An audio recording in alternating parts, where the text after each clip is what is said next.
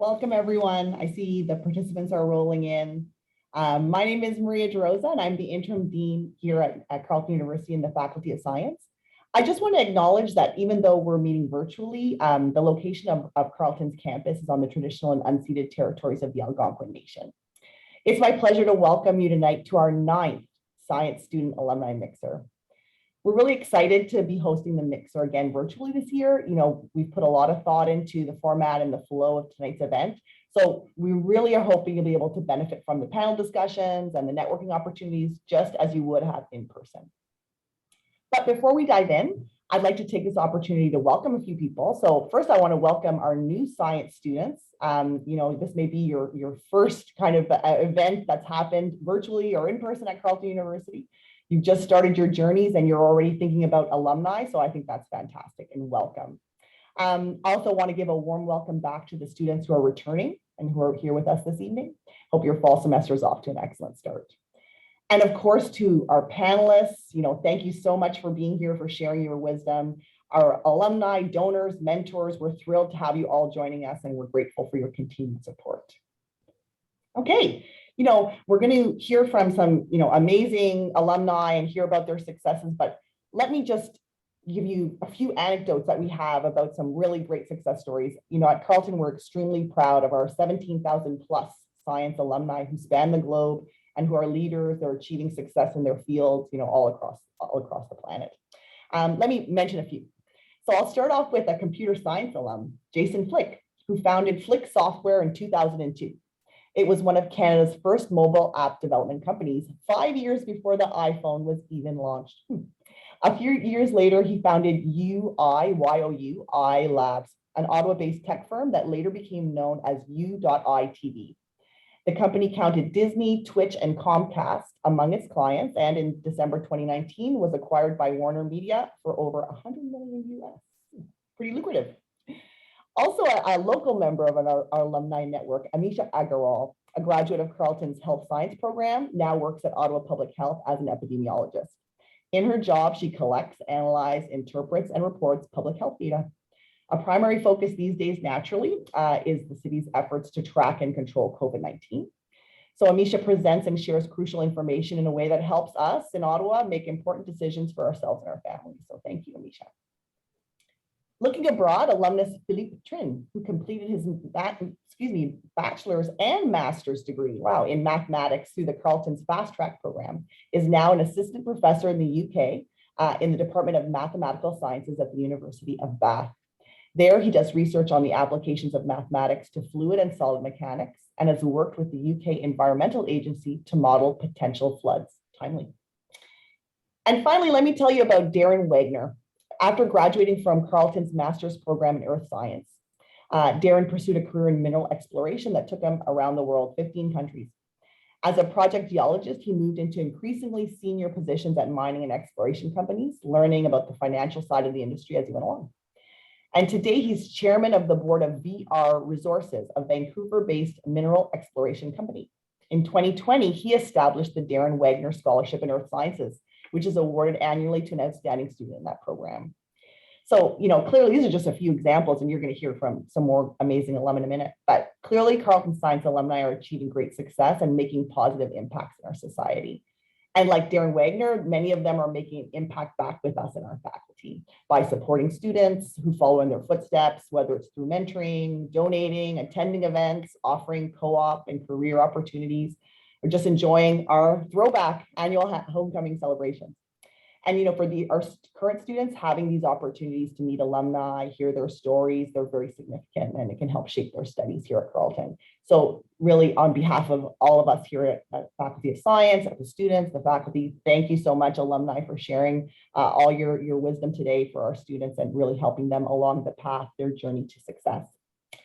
So on that note, I would love to welcome our current student, a rising star, Sarah Siddiqui. Sarah is a second-year master's student in neuroscience, and currently her research focuses on exploring ethno-racial considerations in Parkinson's disease under the supervision of Professor Natalina Salmaso. Prior to joining neuroscience, she graduated from Carleton with a Bachelor of Health Sciences, concentrating in biomedical sciences and minoring in biology. Throughout her studies, Sarah's been involved with the Science Student Success Center. She was the community team lead with the SSSC during her undergraduate studies and is now in her 5th year as a peer mentor. Amazing. She also currently serves as the graduate student rep on the Faculty of Science Equity, Diversity, and Inclusivity Committee. Impressively, Sarah has held 3 terms as the VP Academic of the Health Sciences Society, and she's also been involved with the Carleton Science Student Society as a former Health Sciences departmental rep and held the role of advocacy coordinator to promote student academic affairs. Wow, that's a long list of achievements already. And so we're so glad that she can help us moderate this panel. So welcome, Sarah, and the floor is yours. Thank you, Dr. DeRosa, and welcome everyone to the Science Student Alumni Mixer. I'm really excited to be here tonight, and I'm looking forward to hearing from our panelists about their career paths. I would like to start off by introducing our panelists, and I'm going to tell you a little bit about where they are today and what they studied at Carleton. Panelists, I would love if you could just give a quick wave at the camera as I introduce you. So we're going to start off with our first panelist, Jason Dolbane, CEO at Slate, Inc. Jason received his bachelor's degree in computer science in 1998. Welcome, Jason. Our next panelist is Robbie McLeod, currently the Corporate Secretary and Director of Strategic Communication at Next Generation Manufacturing Canada. Robbie received his bachelor's degree in integrated science, concentration in life and health sciences with a minor in psychology in 2015. Welcome, Robbie. Our next panelist is Divin Kang, pricing analyst at Shopify Payments at Shopify. Divin received her Bachelor of Science degree in psychology with a minor in biology in 2017. Welcome, Divin. And our next panelist is Mihiria Arya, policy analyst at the Office of Sustainable Development at Health Canada. Mihiria received her bachelor's degree in integrated science, concentration in life and health sciences with a minor in psychology in 2015. Welcome, Mihiria. We're so glad to have all our panelists here today. The way the event is going to work tonight is that we have a couple of rounds of questions that I will pose to each of the panelists, round robin style. And then attendees, if you have any questions throughout the event, feel free to put them into the Q&A. And at the end, we will have an opportunity to pose some of these questions to the panelists as well. So for our first round of questions, I would like to start by asking Jason, what entry-level jobs are best for learning as much as possible within your career field? So I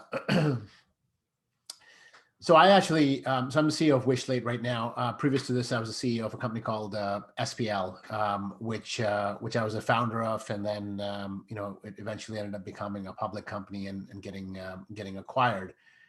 So I founded that company, and I actually founded that company not much out of school, out of Carleton actually. In terms of entry-level jobs at that point in time, I felt like the co-op positions that I actually had, it will never prepare you well, but it certainly gave you an opportunity to work within the corporate world. And I worked at Nortel at that time, which I'm not sure the students would maybe remember now, but it was a telecom company, and then Corel, which is a consumer software company. So I worked at a few software companies, and then kind of really jumped into this role. And honestly, I didn't really know much at that time in terms of what was really involved in terms of starting a company and building it. But I think I worked at fast food restaurants, and I worked at, as I said, some of the internships, and I worked at things like Shoppers Drug Mart when I was going through school in Carleton and paying my bills. So a lot of those things kind of prepare you. But at the end of the day, you've got to have sort of that persistence and grit and want to do it. And that's really what comes down to it. So I think, I'm not sure that there is any specific entry-level job. I think it's really a desire, and any of the jobs that you actually do along your way. If you want to do this, then, anyone can kind of go ahead and found their own company. Awesome. I definitely remember Nortel. And yeah, I think the persistence and grit is really important. Thank you, Jason. My next question is for Robbie. How did you get your career with the Next Generation Manufacturing Canada? Thank you very much, Sarah. And before I jump into the answer, I just want to say thanks again for the team at the SSSC for pulling this together. It's a privilege to be back here and sharing the stage with some familiar faces who I used to actually work with when I was a student and volunteering at the SSSC. So it's great to be back. So I guess I had a far from linear career trajectory coming out of Carleton, and I think like many people in the health science stream, I had med school type ambitions, and needless to say, those didn't quite pan out for me, or I wouldn't be sitting here. So I think what I did after kind of third and fourth year, when things started to change for me, was I needed to find a kind of an alternate path that I could take. I wasn't finding that, you know, the benchtop work was for me, and was looking for some alternate routes that could kind of lead me into some other opportunities. So following my bachelor's degree at Carleton, I went on to study a Master of Science in International Business at Ivy Business School. And so that was a really fabulous opportunity that, you know, allowed me to take what I learned at Carleton and then you know, opened a whole new perspective and a whole new language for me in terms of how I saw the world, and you know, just understanding kind of the business aspect of things beyond the technical, you know, detail-oriented approach that we take often in the sciences. So following my stint at Ivy, I managed to land a job in the federal government, working as a policy analyst in strategic innovation policy. And so that was a really fabulous kind of foray into public policy too. And that's something that I had never really considered before, but thought was a really interesting space to start playing in. And just through some of the connections that I made through the government and a network that we grew coming out of Ivy Business School, I was able to, you know, connect with some mentors and build that network to find this opportunity here at NGen. So, like I said, a bit of a non-traditional path to get where I'm at today, but it was a great one nonetheless. Awesome, thank you. I think that really speaks to like how important like networking and connections are. So thank you, Robbie. Our next question is for Divin. On a typical day as a pricing analyst with Shopify, what do you do?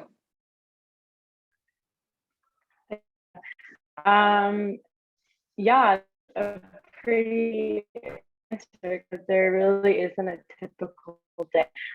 I guess I'll tell you about like what I do. Is my video lagging? Should I turn off my video? I think it's okay now. Okay, I'm just going to turn it off for a bit because I think the connection here is not great. Okay. So in a typical day, I work a lot with our sales teams to sell Shopify payments to our merchants. So our goal is to get as many merchant Shopify payments possible. So that involves doing some merchant research out there and making pricing is aligned with what's out there in the market. So a lot of my day is doing research, analysis, but my day is talking to our merchants. I put on the ground work because I really get to like talk to the end users of our product and kind of like get to know what. So that's my favorite part of the day. But really, there isn't like a super typical day. Mostly working with sales and our team to kind of build Shopify payments.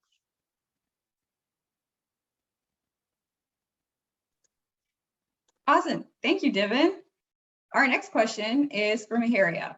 On a typical day as a policy analyst with the Office of Sustainable Development at Health Canada, what do you do? Oh, thank you. Yeah, it's also just wanted to say that how much of a privilege it is to be back at Carleton and to just see everybody, the familiar faces, just like Robbie mentioned. So, just as a policy analyst, I've been in this role twice, I would say, over my time at the federal government. I've been with the federal government since 2015. So this role that I'm currently in, I'm with the Office of Sustainable Development. Previously to this, as policy analyst, I was working in international drug policy.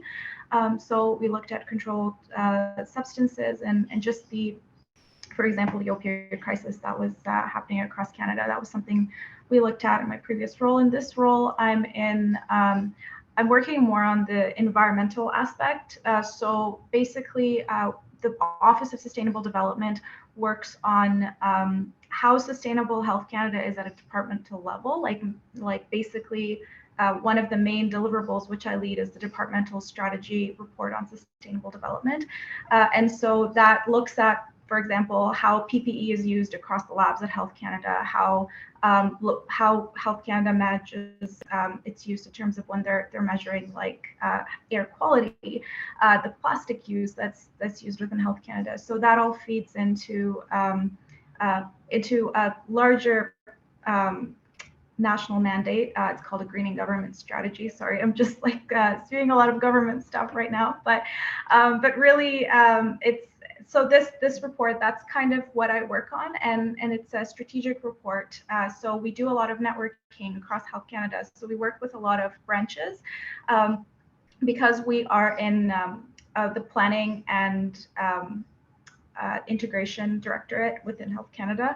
We are, in a sense, it's more of a corporate job. So we reach out to the branches across Health Canada and we ask them about how they contribute to how sustainable they are in their programming across Canada, all the just basically all the programs that exist within Health Canada. So that's part of my job. On a typical day, I'd be either reaching out.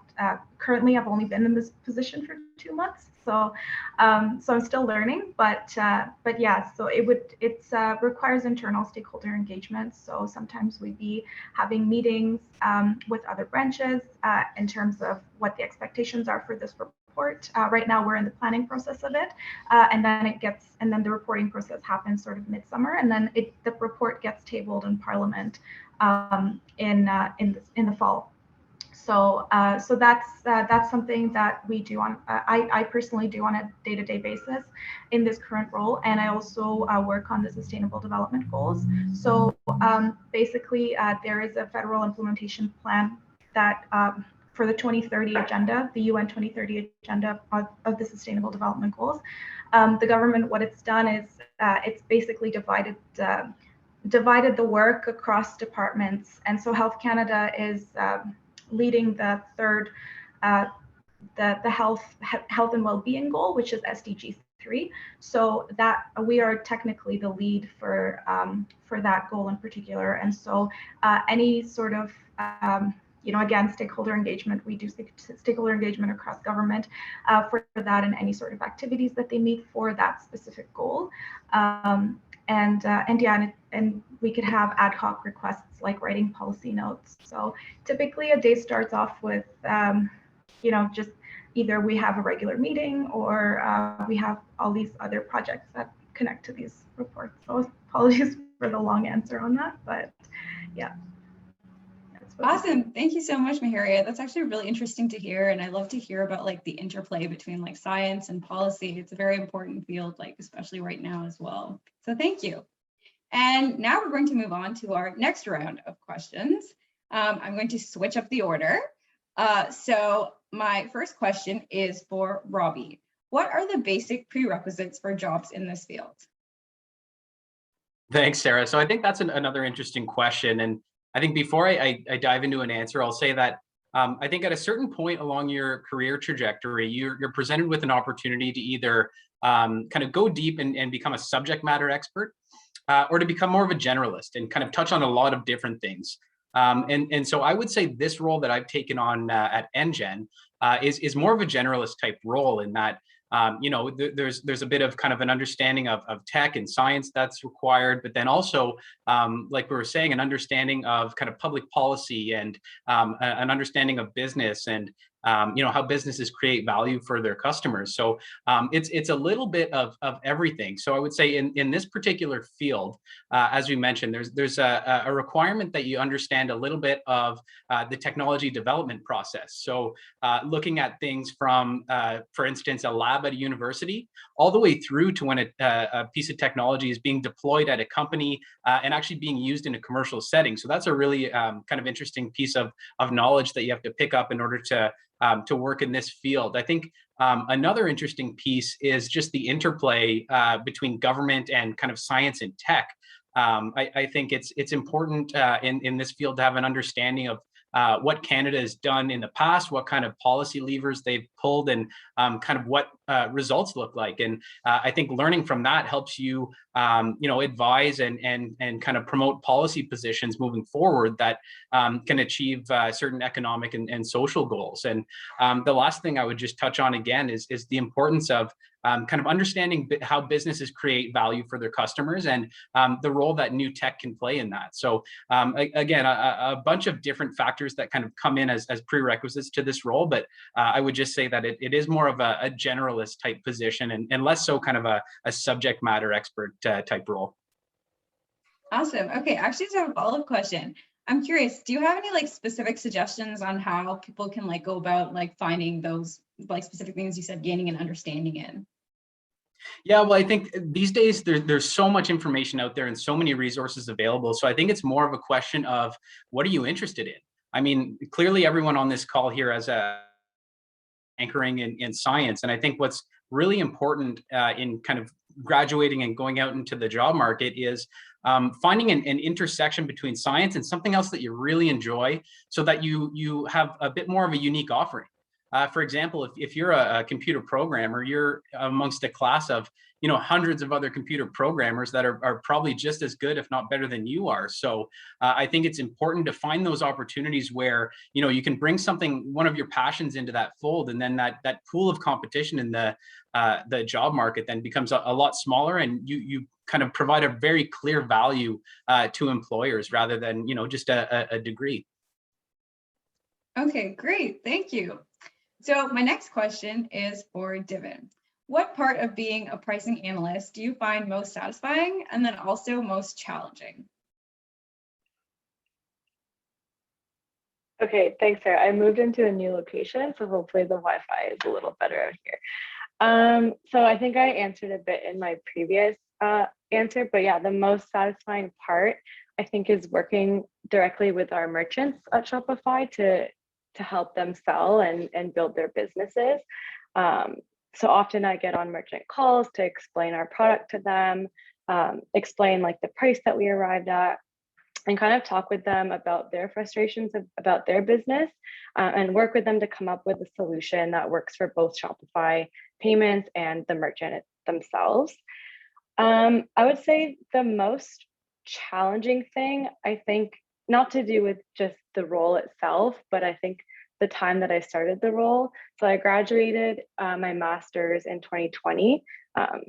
Terrible time to be finishing school and looking for a job. It was very difficult. So you can imagine like my onboarding at Shopify was fully remote. I didn't really get to meet my team until like earlier this year. So it felt a bit challenging at times to be transitioning not only into a new company, but a whole new industry itself. Like I didn't know anything about payments or pricing analysis before I joined. So onboarding into that and trying to like learn a whole new set of skills remotely was very challenging at the beginning. But I think I got lucky. I had a really good team. I had a really good support network that I could lean on, even through Zoom and through Google Meet. So it definitely wasn't as bad as it could have been.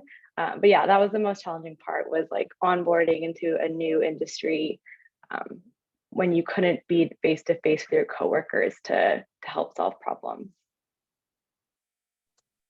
Yeah, thanks, Divin. I totally understand. I finished my undergrad in like 2020 and started my master's. And so I relate. Thank you for sharing. All right, my next question is for Jason. What opportunities for advancement are there in your career field? I think what I should probably do is, obviously, because, I founded a company and I was in the CEO role from the beginning. There was a lot of growth that I had to go through. As I mentioned before, you don't really know kind of exactly what that role entails. And so you need to learn about, obviously, how to develop product, how to sell, how to market, how to tie all those pieces together. on the finance side, how does all that work? How are you going to actually price and sell your product? How do we raise capital to actually grow the business, right? So there are actually various different sort of aspects of the role that you need to really kind of figure out as you're moving forward. So, obviously it's not really about, once you're the CEO, it's not really about sort of figuring out what's the next sort of title or next job that you're going to get to. It really is about what's the next level that you're going to take the company, right? So when we started, it's a couple of founders and a couple of partners, and we do everything that needs to get done. And then you get to a 20% company and a 100% company, and then a 500% company, and you got to figure out different aspects of the business and what's at stake there in terms of where you need to spend your time, actually, where you need to spend your time, and how you're going to actually scale the business. So there are actually so many things that you can actually do that drive your own personal growth that can be very, very fulfilling.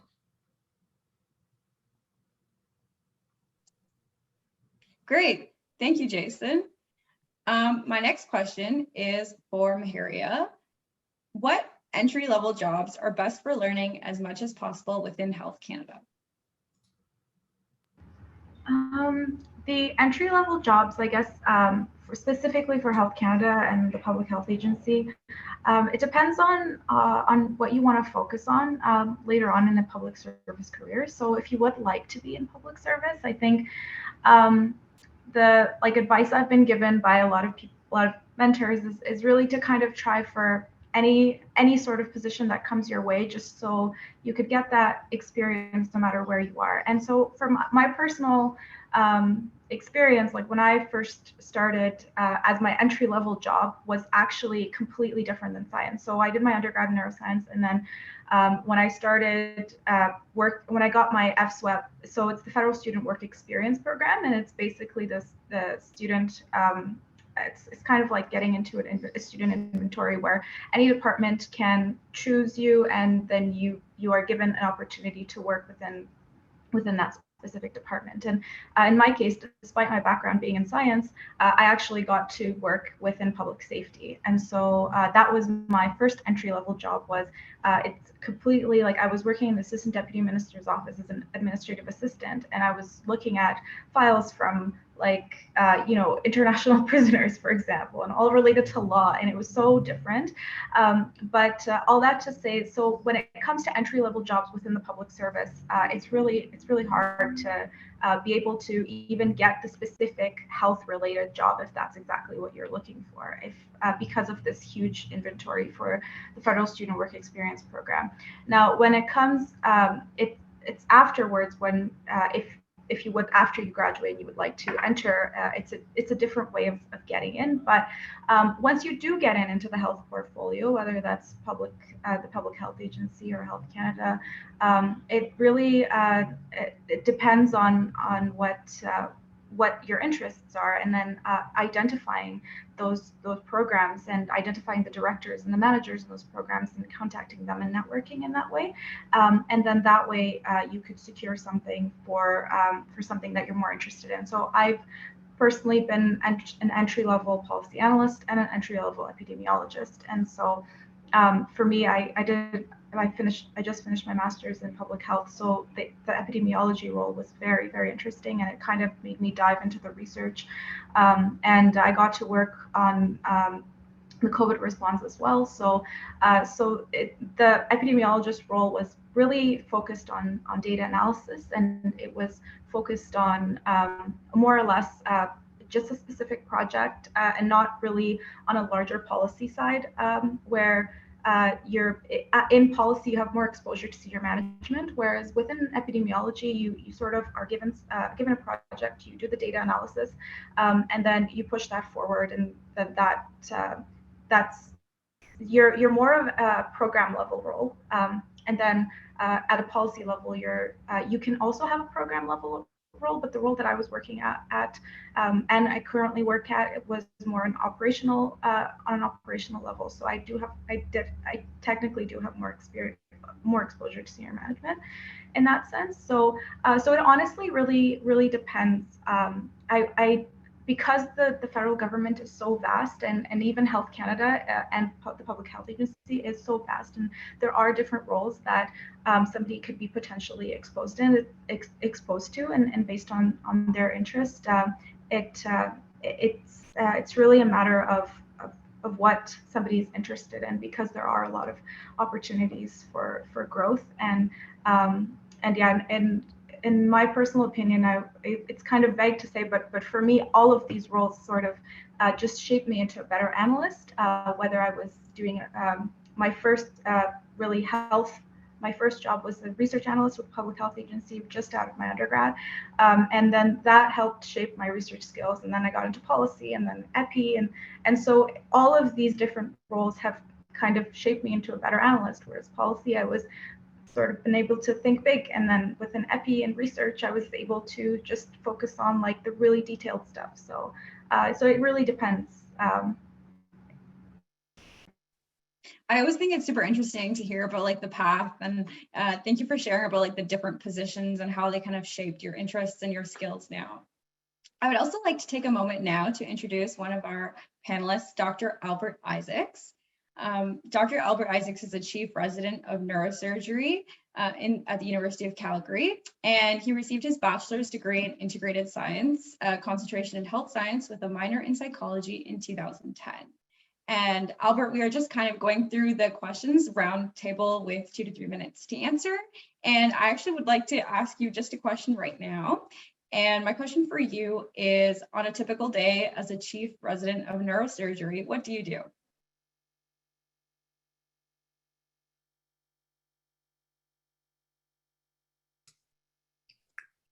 Can you hear me? So I think I have to be unmuted on myself.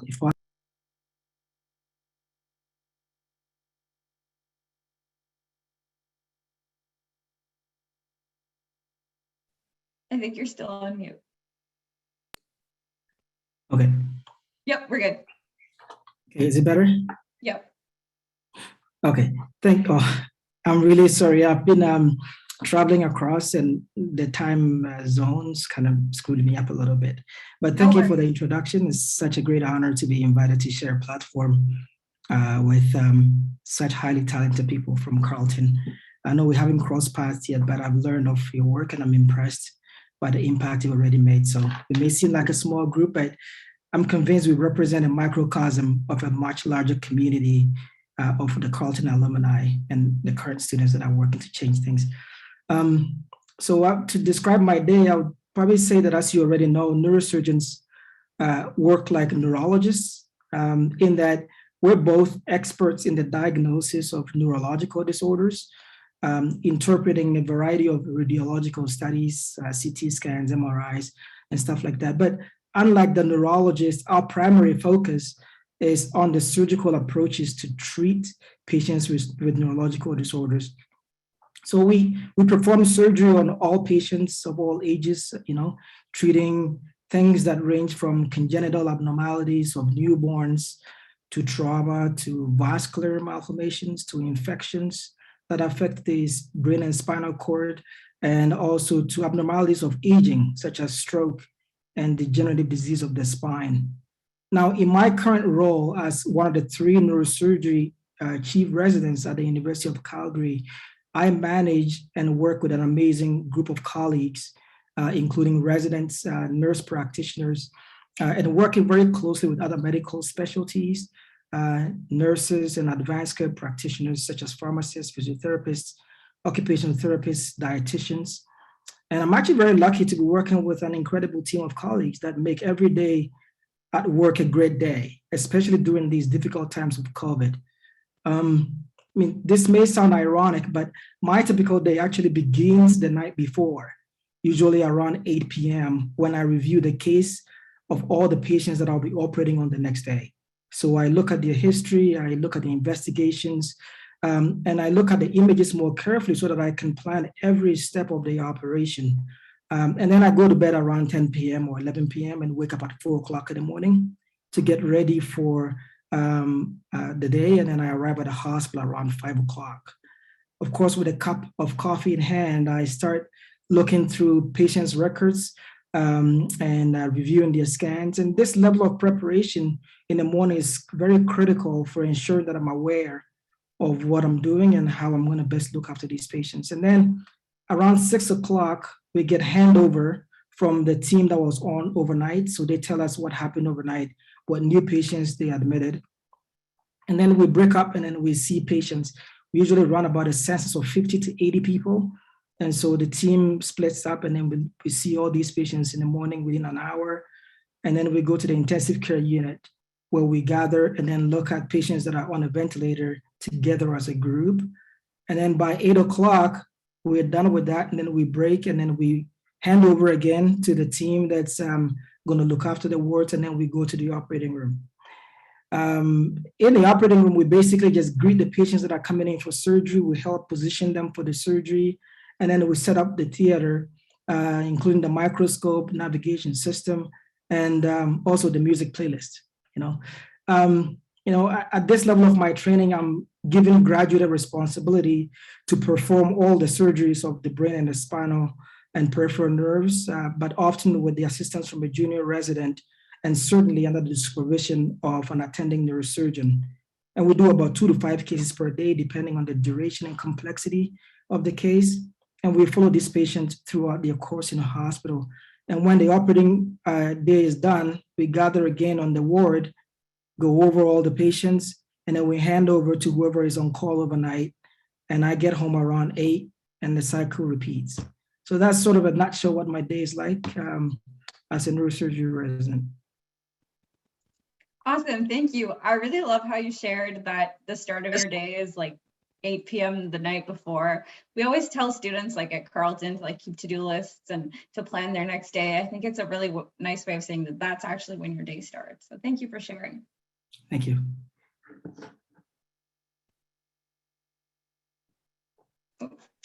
For our next round of questions, I would like to ask Robbie, what part of being a director of strategic communication at NextGen do you find most satisfying and most challenging? Thanks, Sarah. So I think I'd take a step back and maybe remove myself from the role and talk more broadly about NGen and our mandate, and I think why that role and working for this type of company is so satisfying. I think so what we're seeing around the world is a huge explosion of technology onto the scene, and what we're mandated to do at NGen is to help build world-leading advanced manufacturing capabilities in Canada. So that means working with Canadian manufacturers from coast to coast and helping them understand where they can bring on new tech to improve their business and to provide more value for their customers. So I think this digital revolution in manufacturing, whatever countries and companies come out at the forefront of this, are really going to kind of hold a really powerful strategic position in the years and decades to come. So I think what's most satisfying about working for NGen is working for such a noble cause and working for something that has the potential to uplift an entire country. I think that's something that is really easy to get behind, and it kind of motivates me to get to work every day. On the flip side of that coin, what the most challenging aspect of it is to really try to drive a perception change across the country around the business of manufacturing. When I talk about manufacturing, chances are many people in the audience and maybe even panelists, their minds go to the typical Ford production line where things are dark and dirty and dangerous and repetitive. But in reality, that's the farthest thing from the truth. Advanced manufacturing is really exploding right now, and we're being presented with all this new tech. It's the nexus of design, and fashion is getting into advanced manufacturing, and it's all encompassing. So part of the job that we're doing now is to work with the next generation that's kind of in high school and going into university, and trying to work with them, with teachers, with educators to really kind of drive that perception change, to make them realize that if I like design, if I like marketing, if I like sales, there's jobs for me in advanced manufacturing, and there's tons of companies across Canada that are looking for that kind of talent. So I think kind of two sides to the same coin.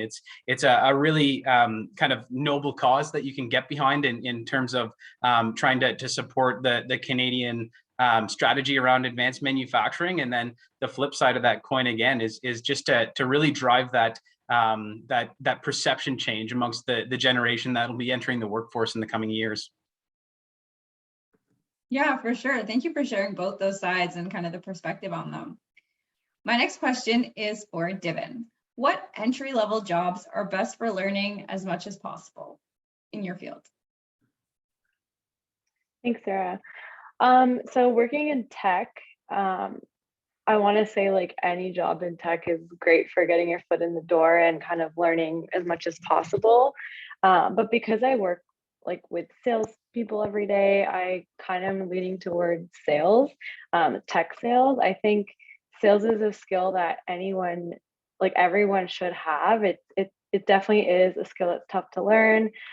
It's tough to succeed in, but it really teaches you how to talk to customers, how to hone down the value of a product. In tech, that's very important because the competition is there.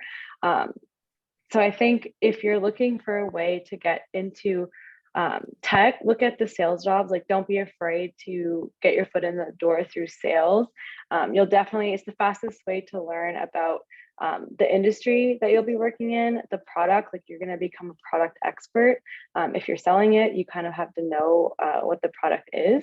But you'll also get skills in talking to your customers and concisely explaining like why your product is better than the competition. So I definitely think sales is a great way to get your foot in the door to tech, and something that's often overlooked, especially for people in science. So don't count that out if you want to get into tech.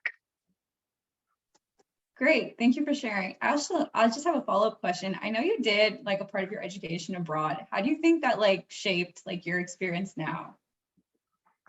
Yeah, so I actually did the same master's degree that Robbie did, the MSc in International Business at Ivy. And part of that degree, you do an internship abroad and then 1 or 2 exchange terms abroad as well. So I got to work in Peru. I did 2 exchange terms, 1 in Italy and 1 in the Netherlands. And the best part of that was just like meeting students from different backgrounds. And like learning in like a different sort of setting. At Ivy, our master's program was like very based on like class discussions and, you know, participation. In Europe, it's a bit different. It's more like lecture style. So I kind of felt like I was back in undergrad for a bit, but it definitely exposed me to how people learn in those environments. And I think just like having knowledge of like living in like 3 other countries helped me in my job today, because I work in the payments industry, and like being a consumer, payments is everywhere. So having the knowledge of like how consumers pay and interact with like credit cards and stuff in other markets helps me today in my job when I'm thinking about like launching payments in another country. Great, that's so exciting to hear, and the traveling must have been so great. My next question. It was pre-COVID, thankfully. That's so great. My next question is from Hiria. What part of being a policy analyst with the Office of Sustainable Development at Health Canada do you find most satisfying, and then on the flip side, most challenging?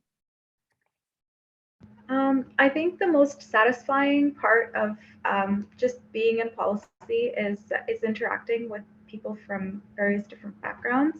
I like, again, like just being in science, and I think within my role as a research analyst or epidemiologist before, like it was more, I was surrounded by people who did have backgrounds in science, but now that I'm in the Office of Sustainable Development, it is a more corporate office. So the people I'm working with have different backgrounds from like, they're in social sciences, for example, like their educational background I'm talking about, and then they also have backgrounds that they've worked in other departments, and they kind of bring different skills, and so it's nice learning from them and just learning from their perspective, especially when it comes to high-level policy. It's with science, I find that I've just sort of ever since I left Carleton. And since working with the federal government, it's with science, I volunteered doing some in the research office within neuroscience, and it was just very detailed. And now it's I'm moving away from that, and even with my degree in public health, it's sort of high level science policy that I kind of focused on within my master's as well. So I feel like I'm getting a little bit more detached from the core science of what I did at Carleton, but nonetheless, working and that's sort of working within high level policy. It's sort of enhancing that skill set of working with these people from different backgrounds. I think that's what I find the most satisfying, and I think the most challenging part would be, and that goes for in terms of advancement within the federal public service is challenging, because there are fairly when it comes to getting a promotion or just trying to move up, you do have to go through a series of competitions, and this is just how getting into doing the federal student work experience program. That is, you just fill out, you submit your resume, you fill out a specific application, and then that goes in, and you could get that as a student. But then once you're a permanent employee, it's much more difficult to try and move forward and get a promotion. And so when it comes to the difficulty in that is that there are a lot of competitions that once it's 3 screening processes. Essentially, the first screening process is submitting an application, then it's submitting your resume, then it's doing an exam, and then it's going through an interview. So, and then afterwards you're in a pool. So when it comes to that, I think that's the most challenging part in terms of getting into pools, I think, at least for now, since I'm still pretty new in my career. So I think overall, that's something to consider when coming into the public service as well, is just being able to do a lot of tests and do a lot of exams in order to move and like not just move laterally, but just to move forward to advance in your career. So yeah. Thank you, Mahira. It sounds like the learning process definitely still continues. My next question is for Albert. What opportunities for advancement are there in a medical field within the neurosurgery sector? Thanks. So, neurosurgery has been practiced throughout the human history, but as a specialty, it's actually one of the youngest of surgical specialties, dating back to the 1900s, but it's a very rapidly evolving field. One of the major advancements of the field, in my opinion, has been what we call subspecialization. So only a couple of days ago, like if you had a problem, like a brain or spine problem, you went to the hospital, any neurosurgeon that was on call would be treating you, right? Like it doesn't matter what you have. Nowadays, the paradigm has kind of shifted towards further post-residency graduate training positions and fellowships. So people subspecialize even after neurosurgery into pediatric neurosurgery, spine surgery, vascular surgery, neuro-oncology, pain, trauma, and what have you. What the many advancements these has brought is that we are now continue to learn so much of how the brain works because we're focusing on different aspects of it and honing in. Along with scientists like many of you, medical researchers, engineers, and others, immense advances have been made in surgical procedures. Surgery used to be extremely long, very invasive, and associated with significant postoperative pain. But today, with advances in minimally invasive surgery, endovascular techniques, and robotic surgery, a fair number of our surgeries can now be performed, and the patient can go home the next day or even the same day. And we continue to push that envelope to make neurosurgery safer and patient recovery time shorter. So that opens up a whole lot of opportunities for advancement. One of the biggest ones is actually in imaging. Most people are aware that of NASA's space mission, putting man on the moon. But suffice to say that the mission was incredibly beneficial to the medical community. In fact, the CT scanner, the MRI, and even the operating microscope that we use were revolutionized, by the digital signal processing technology that NASA developed to land people on an Apollo mission. So those are all, parts that can be advanced to make the imaging faster, to make it more accurate, and to help, make surgeries less invasive. And I think it's an understatement when I say that advances in neurosurgery is completely dependent on science and technology.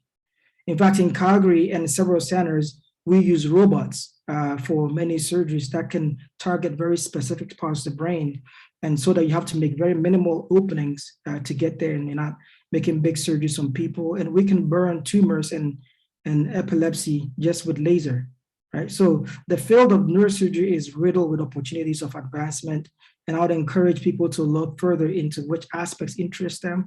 There's much for everybody because it's so new and is just advancing over time.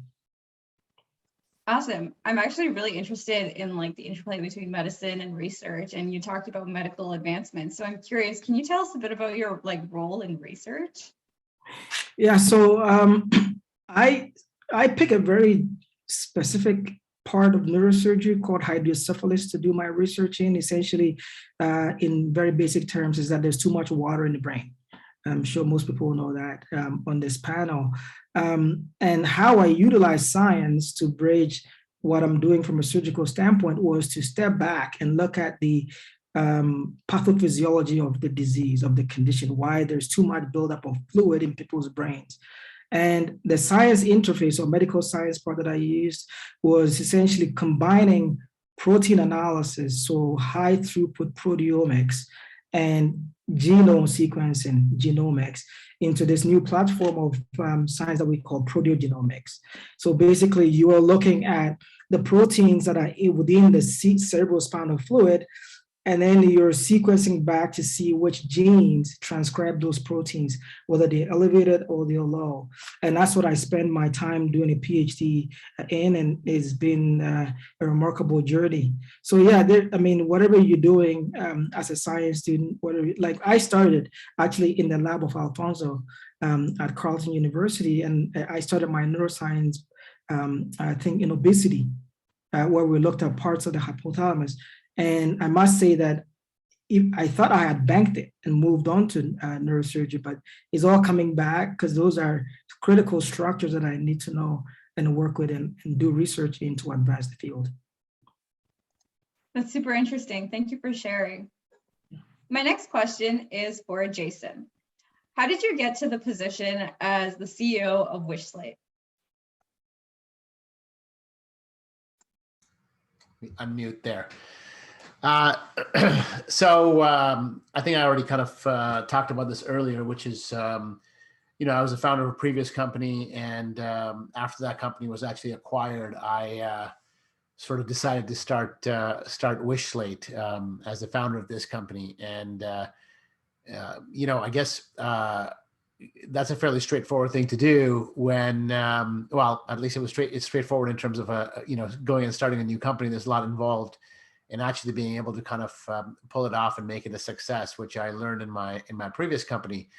But, I think what I would leave with sort of like this audience over here, right? I mean, I'm kind of bringing a perspective as an entrepreneur, and now having started my second company, there are learnings in terms of, what and how I did my first company and how I'm doing my second company, right? And for the students, I mean, I can tell you that it feels like I've got a lot more experience now than I did before, but it's a lot harder also because, I've got a family, and it's a lot different than starting a company right out of school when I didn't know a lot of things, and, but I was willing to take on the world, and there was really nothing that we felt we couldn't do.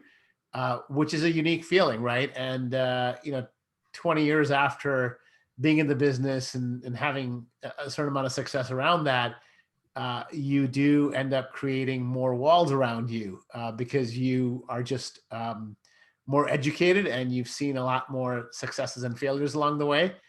And so, for any of you guys that may have a an interest in being an entrepreneur or sort of, a passion for something that you may want to do in terms of an idea or a vision or starting something, I would highly encourage people to kind of do that while you're younger. I don't think there's anything that can stop you, and surround yourselves with good people that have been there before, and they can help you along the way.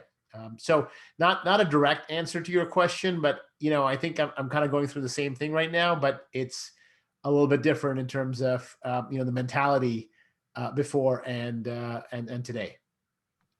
Yeah, for sure. And I think that's really great advice. Thank you. All right, on to our next round of questions. My first question is for Divin. What personal qualities or abilities are important for being successful in your job? I think the biggest one is, especially now, like during like remote work, is being adaptable and like not being afraid of change. It's about like you have your day-to-day duties in your job, but if you have a better way of completing the job and you can make something more efficient, and you can adapt to that, definitely that'll help you out. So not being afraid of changing something. Being in tech, like tech is ever changing, so you always kind of have to know, you always have to be ahead and kind of have to know what else is out there. So being a constant learner is very important too.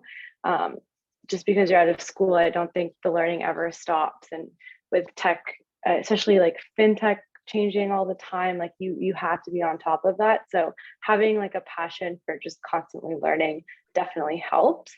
And I think a big thing for me is like not being afraid to ask questions and ask for help. So this goes like when I talk to my merchants, like asking questions to dig deeper to help come to a solution, or talking to my team and my lead, asking questions when I don't understand something. Like I said, being remote, it's just that much harder. You're kind of like one level removed from your team. So trying to get over that barrier of like asking a question over Slack or Google Hangouts, getting over that fear, it would be really helpful to set you on the right path. Yeah, awesome. Okay, thank you for sharing. Now I also have a similar question from Mahiria. What personal qualities or abilities are important for being successful in your job? So I'll just echo what Divin said. For adaptability, it's really important within the federal government, because typically if you would like to advance in the federal government, the public service in general, it's really trying to expose yourself to different roles. And that's like, if you do see yourself in the federal government for the next 30 years, it's really, in order to advance there, and in order to network, to build your network, you do have to take on different roles. And that's something that senior members that I've talked to and I've tried to get advice since I started my career, they've told me to really try to diversify early on in your career as much as you can. And so that's why I've tried to take on different roles, and in every single role, it's been a different project, a different team, and it's been different, like a different environment completely. And that's why adaptability is so important, and being able to sort of adjust and try to use the skill sets that you have and the different skill sets that you've built over the years, and try to apply it to a new setting. And it's almost like, even though I'm still technically I have been within health for since 2015, I've worked in very different roles, and that from the beginning I was working as a research analyst with the Chief Public Health Officer's report unit, and that was a research analyst role where we were working on the annual report on the state of public health in Canada, and so that required me to try to use my research skills as much as I could, and do knowledge translation. And then another role within international drug policy was all about stakeholder engagement, and it was engaging with international counterparts and trying to, and so that was a completely different role, and it exposed me to different scenarios that helped build my skill set.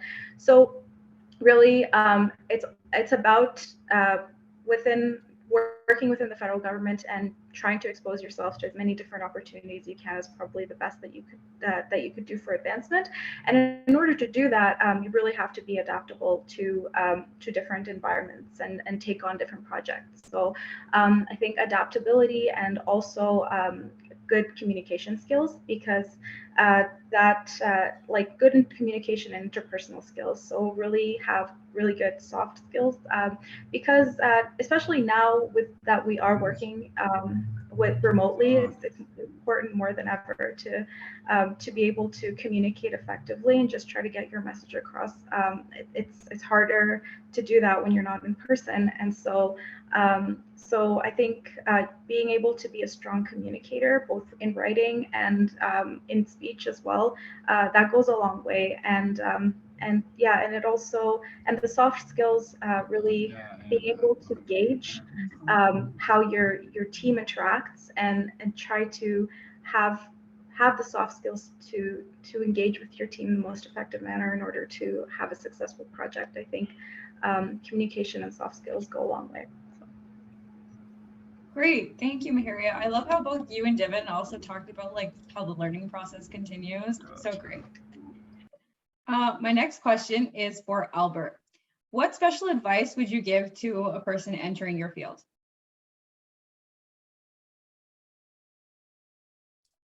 Sorry. Yeah. So, I mean, as with any profession, I think the best way to know about it is to talk to individuals who do it. And I'm very happy to provide more information to anyone that's interested. But the message I want to get across, though, is that a neurosurgical career is a rigorous undertaking like any other thing, such as being an entrepreneur or anything else. And careful consideration should be given to one's motivation for choosing this path. Bottom line is that if you're considering a career in neurosurgery, you should really assess yourself to make sure that you have the intellectual curiosity and you're willing to embrace detail and the complexity of the nervous system. And you should also have the personal and physical stamina to meet the challenges of a demanding training that often extend many hours and years. Sometimes when I get too excited about neurosurgery and tell people about what I do on a day-to-day basis, I often run the risk of scaring people off because it sounds like I have no life outside of work. So I kind of want to use the opportunity to also say that while the rigorousness of my day that I described earlier is often typical of a trainee, for students, this can be intimidating. But once you're done in residency and in practice, you can pretty much have the flexibility to tailor your practice to suit what your other interests outside of work and academia are. So even as residents, there are several mandates in place, such as work hour restrictions and physician wellness programs in place to make sure we can have a reasonable work-life balance. So I can break it down for the undergrad. So for the undergraduates among us today, it starts with working hard, volunteering, involving yourself in research, participating in the arts and sports, and demonstrating leadership to make you a very well-rounded and suitable applicant to get into medical school first, right? You got to consider spending time in the lab to understand the complexity and beauty of neuroscience. And for me, it was Dr. Abize's lab here at Carleton, and his mentorship has propelled me into this. I mean, if there are any medical students among us, I would also suggest that you get to know neurosurgeons, or even undergrads, to get to know any neurosurgeon you know in active practice and spend time with them, and also with residents who are in training. I think that would help you to be certain that this is a career that's right for you. You spend time on the service, you shadow in the operating room and in the clinic, just to get a sense that you're passionate about it. And whenever possible, you spend time in any program outside of your institution to ask a lot of questions. So just ask questions and be certain that you have a clear understanding of why you want to do this, because beyond that, then it becomes work, which can be painful. But someone said to me, if you enjoy what you're doing for work, you would never work a day in your life. So, and that's kind of the advice I've taken with me. I love that saying. Thank you for sharing, Albert. My next question is for Jason. If you could do things all over again, would you choose the same path for yourself? Why, or what would you change?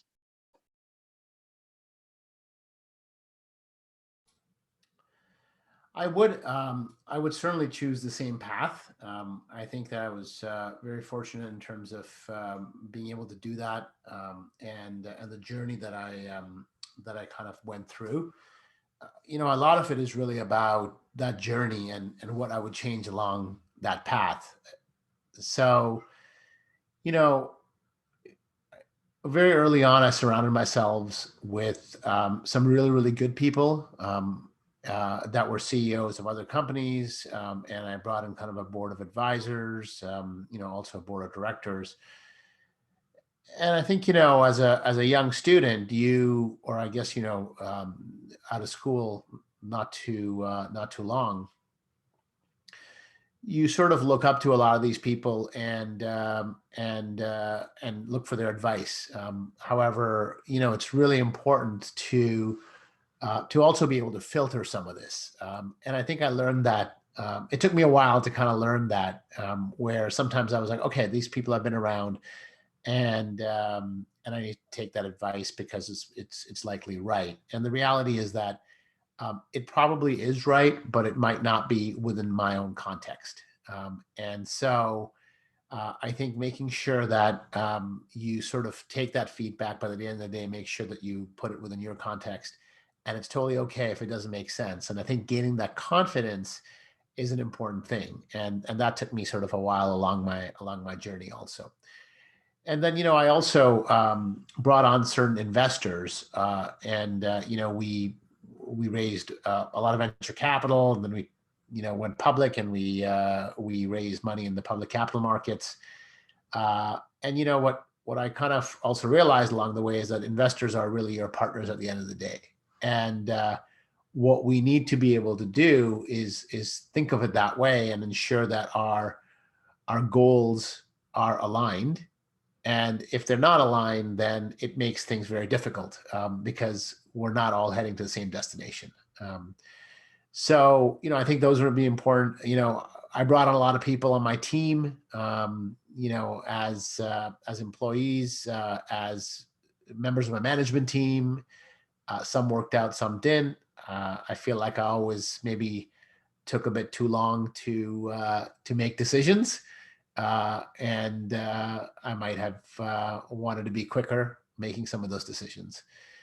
So there's so many lessons along the way, and I'm grateful to certainly have all those things. But the reality is that, you know, any path that we follow, you need to sort of experiment, and you need to course correct quickly. So, you know, I believe that the Devin and Maria talked about this a little bit, about continuous learning. But I'd also say, I mean, you know, it doesn't matter whether it's being an entrepreneur or any job that you actually start, you need to sort of get comfortable with failing and failing fast, because a lot of times the path to success is through those failures. And if you can fail fast, learn from those, you're just that much closer to actually getting to success. So, you know, there's just a lot of these things that I would sort of, if I had context around those things, obviously you can do a lot of these things quicker. But I think if you just take that sort of away from all of this, which is, you know, fail fast and learn from it, and do it quickly, I think you'd be further ahead already. That's really empowering to hear. Thank you for sharing that journey with us. My next question for this round is for Robbie. What personal qualities or abilities are important for being successful in your job? Thanks, Sarah. And I think my fellow panelists did a wonderful job of touching on this question. So I'll keep it pretty brief, but just to kind of reiterate what Jason said, I think it all comes back to mindset, right? So it's about curiosity. Are you asking questions? Are you eager to learn? It's about tenacity. If you get knocked down, are you going to get back up? It's about empathy as well. I mean, oftentimes it's goes beyond listening, and you know, sometimes it's the things that aren't said that are the important pieces. So I think, I mean, anyone can get credentialed or take a course or get a degree, but it's the soft skills, like we said, empathy, patience, and understanding, that are going to take you that extra mile. And I think just the last thing I would say is always be on the lookout for new opportunities, and recognize when it's time to take a calculated risk, because that's what's going to take you to the next level. Awesome. Yeah. And I think it's so interesting, like as all of the panelists discussed about these qualities, a lot of these skills you promoted, we talk about like developing in university, and it's really tangible to hear the impact of those skills from your time at Carleton. So that actually brings us to the end of our round robin style of prepared questions. And now I'm going to move on to the Q&A questions from our attendees. So the first question is for Mahiria. The question asks, what kind of entry-level jobs do you recommend for pursuing a career in public health? But along that, was it difficult to qualify for such jobs after acquiring a master's degree? So for public health, typically the best, I wouldn't say the best actually, because there are a lot of other, like you could work in corporate as an epidemiologist as well. You could even work in the law enforcement as an epidemiologist. But I mean, honestly, it's a lot of the people, maybe it's because I'm in government, is a lot of the people who do have public health degrees, and even within my cohort in the class were from government and different levels of government. That means from local level, from provincial, the provincial public health or the health ministry level. And I did my master's degree at the University of Waterloo, so it is a professional master's degree. So a lot of the cohort within our class were people that were already working, and that also included doctors and nurses and physiotherapists and allied health. So I think within the realm of someone, within the realm of public health, especially one that, like for example, if you're just doing the master's degree and you haven't really, like you're not a nurse or you're not working in another healthcare field, I think the best option, or the most the best, or I guess the easily acquired option, would be to find some to work in the civil service, whether that's federally, provincially, or municipally. And that's because that public health focuses on sort of population health, and population health, a lot of that is being managed at a governmental level. So so I think acquiring a job in that sort of in that fashion, I think is probably the best step forward after doing a master's. And then I personally did my master's. I was already working with the federal government, and there is a 1-year requirement for the master's at Waterloo to be working in public health, whether that's through co-op or that's through like just professional work.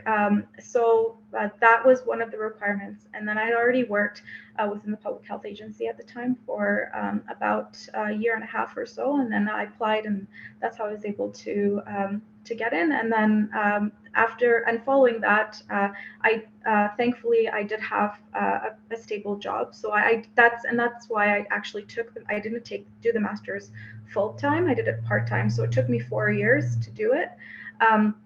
As I was working full time. So yeah, so I personally, I already had a career, but then the students that I knew that did not have that did it full time and didn't have a full time job, and we're looking for public health jobs from my classmates that I know. They found opportunities within the provincial and municipal governments, and so that would one of my classmates became a policy analyst. Another classmate was an epidemiologist at a city level. So yeah, so that's the best advice, at least from my personal perspective, to give to someone that's interested in doing public health. And again, that doesn't, I don't want to take away from the fact that there aren't people who specialize in public health who work in corporate or even pharmaceutical industry. So the public health degree, it's very versatile, and it can be used in pretty much any industry, especially now with COVID. So yeah. Great, thank you, Mahiria. The next question kind of speaks to a few of the panelists, so feel free to jump in. It's, if you have business ideas, but also have other career interests, for instance, research or other things, how do you balance pursuing both?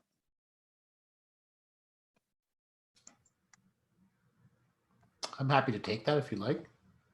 Awesome.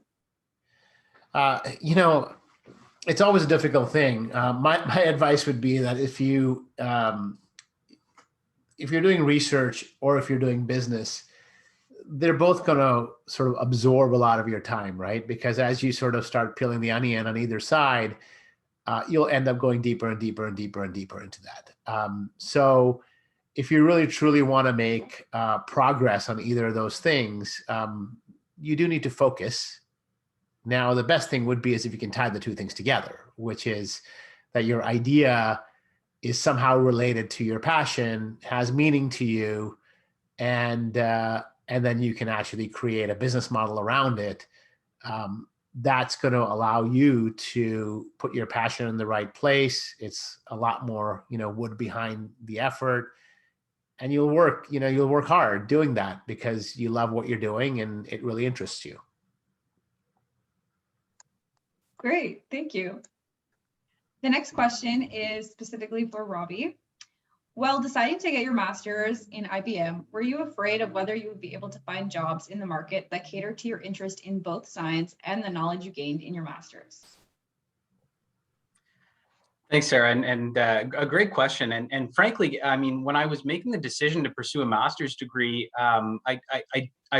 jobs weren't front of mind. It was more so kind of going back to what I had mentioned off the top, deciding on whether or not I wanted to go down kind of a subject matter expertise type of path, in pursuing a master's degree in science.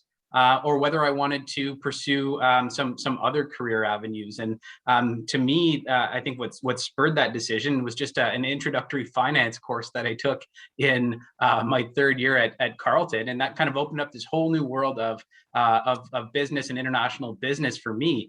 And again, to go back to what I had mentioned off the top, I think it's really important to find those intersections where you can kind of create a unique value proposition for yourself on the job market. And for myself, even after the master's degree, it wasn't necessarily easy to land a job. And it took me another role and another few years in building experience in public policy before I was really able to kind of find my niche. So I would just emphasize kind of looking at opportunities to find those intersections between what you're passionate about studying and other aspects of your life that you're passionate about. And I think opportunities will come if you're able to do that. Great, thank you. I think that's really great advice. So the next question again is for any of the panelists. What are your recommendations for finding a career that you are both passionate about and that makes the world a better place? I can try to answer that. So, I mean, my understanding of making the world a better place is that whatever you do that you're passionate about, you will contribute to make the world a better place, and it doesn't matter what field that you're in. So I think that the first advice I'd give is to find the passion, find the career passion. And you can do that by just looking at yourself and, you look at your own high points of the day, like what makes you tick. You got to pay attention to what you spend your time on. And then, as you consider topics that you love to teach and talk to others about, that also gives you a clue. And then you have to look inside yourself and think about your own strengths and take yourself apart. And then you talk to people to figure out what career paths are there. So I think that just starting with the mindset that whatever you do, you will change the world if you do it well and you're passionate about and you're empathetic about it to people. And so it's just about, the rest is easy, just deciding what am I passionate about and just go ahead and get it. Great, thank you, Albert. And the next question is specifically for Mahiria. Would you suggest working around in the governments before you seek a permanent position?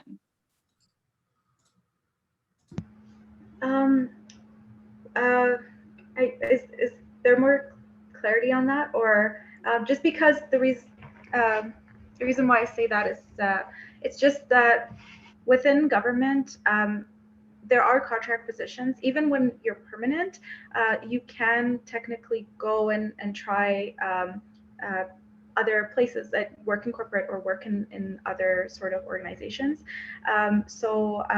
if they want to follow up with more clarity, I could answer it. Otherwise, I could just answer it based on what you said. Because for to get into the federal government, you could do FSWEP, for example, and then FSWEP, the Federal Student Work Experience Program, and so that is that's the co-op student program that one could pursue, and then you have about 1.5 to 2 years to seek a permanent position following that, even after you graduate. And that allows for bridgeability, and bridgeability is something within the federal government that if you are to seek a permanent position, having that student co-op experience that allows you to get bridged in and to have a permanent position.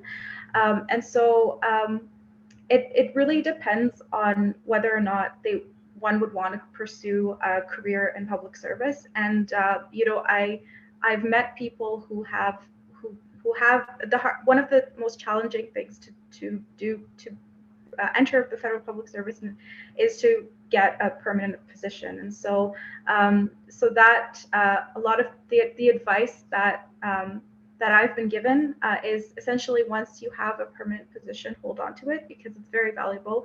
And then even if you were to leave that position, you do have up to 5 years. I believe that you could take a leave, and I believe it's 5 years. Yeah, I think you can leave up to 5 years to go and work, either whether it be for school, whether it be for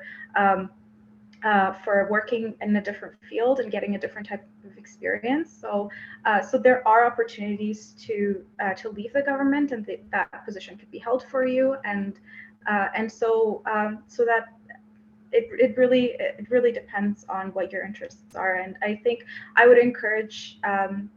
I wouldn't, because public policy, and as Robbie mentioned, like it does sort of open a different world for you, especially from science, because within science, being exposed to research and being exposed to academia, it's different. Different fields are different. So being new, just graduating from undergrad, and being able to expose yourself to these different environments, whether that's public policy or that's another field, it just helps with your growth and with your continued learning. So I hope I've answered that, but if they have follow-up questions, I'll be more than happy to answer that as well.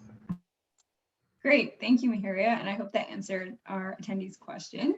That actually brings us to the end of our Q&A session. I would just like to open up the floor to any of our panelists if you have any other last remarks or any other words of wisdom to share.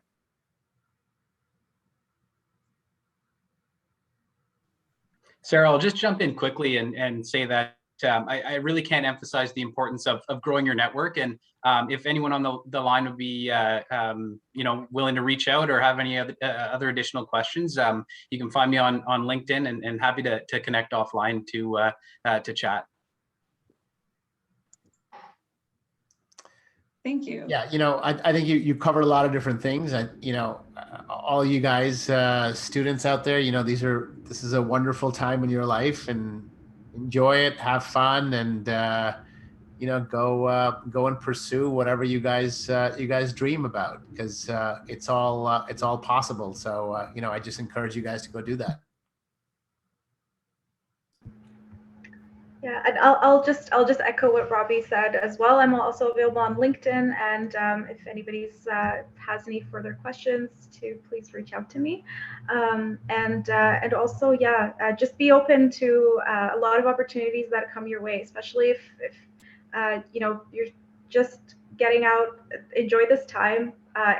They say that your 20s are the hardest, the most difficult time of your life, and also the best time of your life. So yeah, so just make the best of it and make the most of it, and be open to any opportunity that comes your way. Yeah, I would say, well, thank you very much for having us. It's been a privilege for us, for me at least, to meet all of you and to share our thoughts with you. I'm also available if you have any questions. Just email albert.isaacs@UCalgary, and I'll be happy to link up with you all. What I would say though is that Carleton University is rich with mentors. Like I don't think I'll be where I am if it wasn't for the mentorship that I received throughout my undergraduate degree. I was an engineering student when I first started, and it was Intro to Psych from Alfonso that showed me on this trajectory. So they're there. Some of them may not seem very approachable, but just talk to people, and you will always find someone that will take you under their wing and mentor you and make you great. I think my fellow panelists said it best. But yeah, if anyone wants to reach out to talk about transitioning from science into business or tech, feel free to find me on LinkedIn. I'm happy to chat. And thank you so much for all your questions today. Awesome. And that brings us to a wrap of our event. I would like to extend a very warm thank you to all our panelists for taking the time tonight to join us and answering all our questions. I know I've definitely learned a lot, and I hope our attendees have gained a lot of insight as well. I would also like to extend a thank you to everyone joining our event tonight. And I wanted to mention that following the event, there will be a draw for all the attendees and a chance of winning one of 5 prizes. There's 2 $50 campus gift cards, and there's going to be 3 Carleton alumni swag bags. And if you're a winner, you will be contacted by the SSC directly tomorrow. I hope you all enjoyed our Science Student Alumni Mixer, and I hope to see you again next year. In the meantime, please visit our website, science.carleton.ca, for a list of upcoming free events and more information on how alumni can stay connected to the Carleton community. All the best and have a great night, everyone. Thank you. Thank you.